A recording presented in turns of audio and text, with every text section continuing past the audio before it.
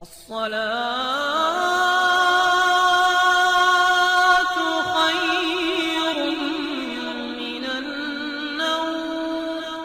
ناظرین گرامی، ہم آج آپ کو کعبے کے صحن میں پیش آنے والے ایک حیران کن معجزے کے بارے میں بتائیں گے، جس کی تفصیلات سن کر آپ لوگ حیران ہو جاؤ گے۔ یہ معجزہ کب اور کیسے پیش آیا اور صحن حرم میں لگے ہوئے CCTV کیمرے نے کیا ریکارڈ کیا جس نے پوری دنیا کو حیران کر کے رکھ دیا۔ یہ جاننے سے قبل آپ سے گزارش ہے کہ ویڈیو کو آخر تک ضرور دیکھے گا اور اس قیمتی معلومات کو اپنے عزیز دوستوں میں ضرور شیئر کیجیے گا۔ تو آئیے دوستوں، ویڈیو کا آغاز کرتے ہیں۔ پیارے دوستوں، خانہ کعبہ مسلمانوں کا قبلہ ہے اور یہ دنیا کی سب سے بڑی عبادت گاہ ہے۔ یہ وہ مقام ہے جس کے بارے میں نہ صرف مسلمان بلکہ غیر مسلم بھی بخوبی واقف ہیں، اور جو کہیں کہ کعبہ دنیا کا مقدس ترین مقام ہے اور رب کا گھر ہے تو غلط نہ ہوگا۔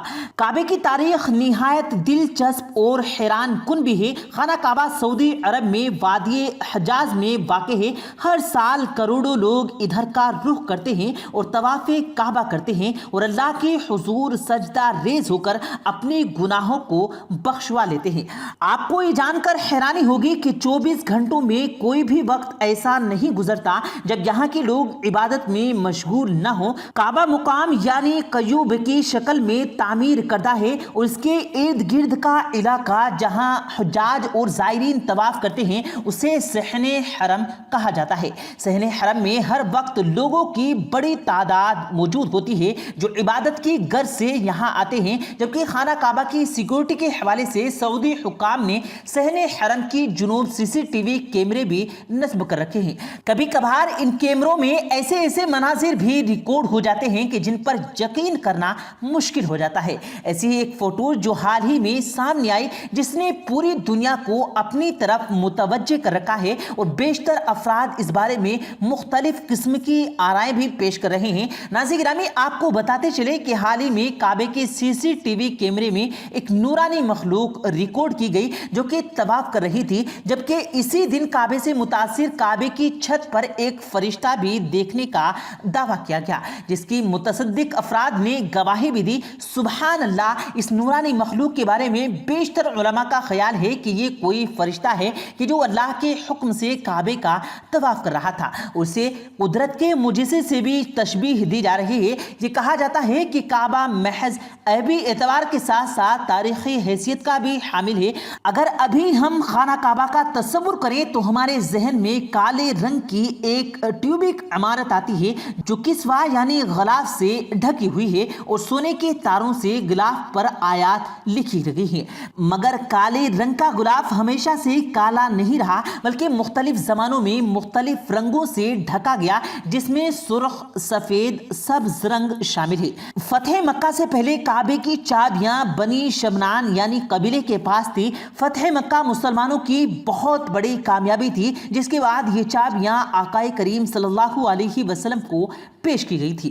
نبی کریم صلی اللہ علیہ وسلم باوجود اس کے کفار مکہ نے آپ پر بہت ظلم اٹھائے، بہت مہربان اور معاف کرنے والے ہیں، اس لیے آپ صلی اللہ علیہ وسلم نے بنی صائبہ کے ایک شخص جس کا نام عثمان بن طلحہ تھا، جس کے حوالے سے چابیاں کر دی گئی۔ تب سے آج تک کعبے کی چابیاں نسل در نسل اسی خاندان کے پاس چلی آ رہی ہیں اور قیامت تک اسی خاندان کے پاس رہیں گی۔ اور پیارے دوستوں، کیا آپ نے کبھی تیراک طواف کرنے کے بارے میں سوچا ہے؟ یقیناً یہ سن کر آپ چونک جائیں گے، مگر یہ حقیقت ہے کہ خانہ کعبہ جو کہ وادی کے نچلے حصے میں واقع ہے، اس لیے پرانے زمانے میں نکاسی کا خاص انتظام موجود نہ تھا، جس کے باعث بارش کے دنوں میں سیلابی پانی بھر جاتا، جس سے زائرین کی شدید مشکلات کا سامنا کرنا پڑتا۔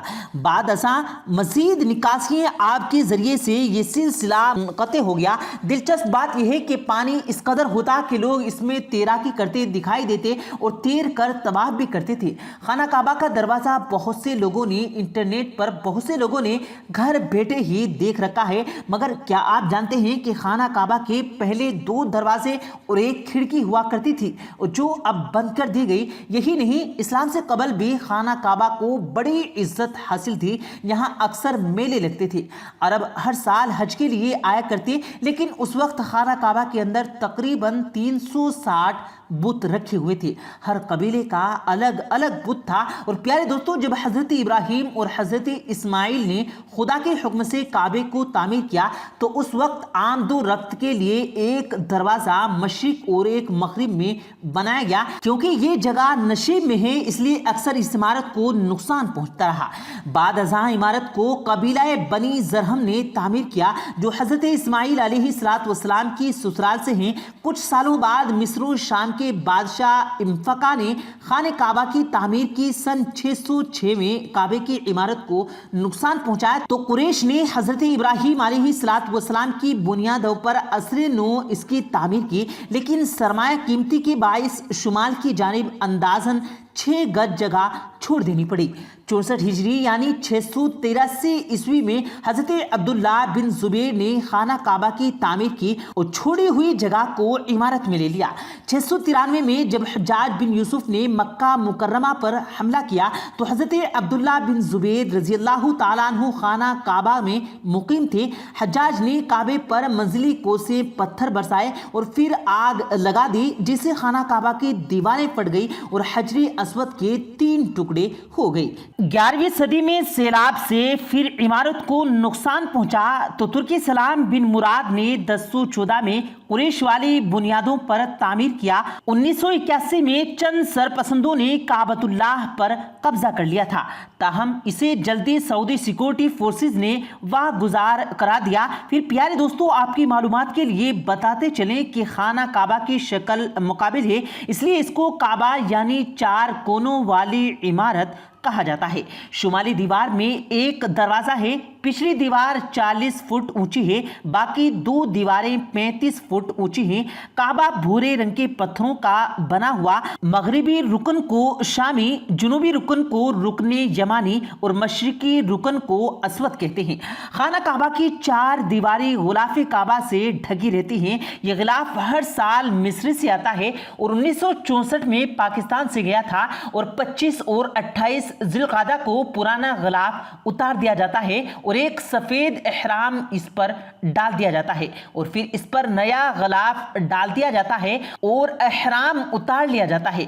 پرانے غلاف کے ٹکڑے خانہ کعبہ کے محافظ بنو شینا بیچ دیتے ہیں، جنہیں لوگ بطور تبرک اپنے گھروں میں لے جاتے ہیں۔ تو پیارے دوستو، اللہ پاک سے دعا ہے اللہ پاک ہم سب کو بھی غلاف کعبہ کو چومنے کی سعادت نصیب فرمائے، آمین اللہم آمین۔ پیارے دوستو، امید کرتے ہیں آپ کو آج کی ہماری یہ ویڈیو ضرور پسند آئی ہوگی۔ اگر آپ کو یہ ویڈیو پسند آیا ہو تو اس ویڈیو کو دل سے لائک کریں اور زیادہ سے زیادہ لوگوں تک اس ویڈیو کو ثواب کی نیت سے شیئر کریں، اور اس ویڈیو کے بارے میں آپ کی کیا رائے ہے کمنٹ سیکشن میں اپنی رائے کا اظہار ضرور دیں، اور مزید اسی طرح کی روز کی ویڈیو پانے کے لیے ہمارے چینل کو ضرور سبسکرائب کریں۔ ملتے ہیں پھر ایک نئی ویڈیو کے ساتھ، تب تک کے لیے اللہ حافظ۔